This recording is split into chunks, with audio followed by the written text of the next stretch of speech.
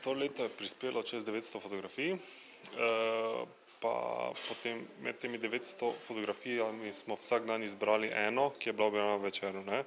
Na koncu je izpadlo za 50 fotografij je bilo objavljenih in med temi 50 smo potem skupaj komisija izbrali pač najboljšo fotografijo, ne. In kaj ste gledali pri fotografiji? Kaj je bilo tistega ključnega pomena, da ste izbrali to fotografijo?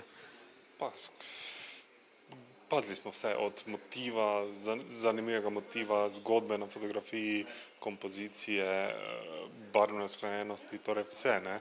Kako dolgo že poteka ta akcija na Večeru? To je mislim, da peto leto že in moram reči, da vsako leto vedno več fotografij pošljajo in vedno bolj kvalitetne fotografije tudi pošiljajo naši bralci, ne. Kje je ta slika nastala?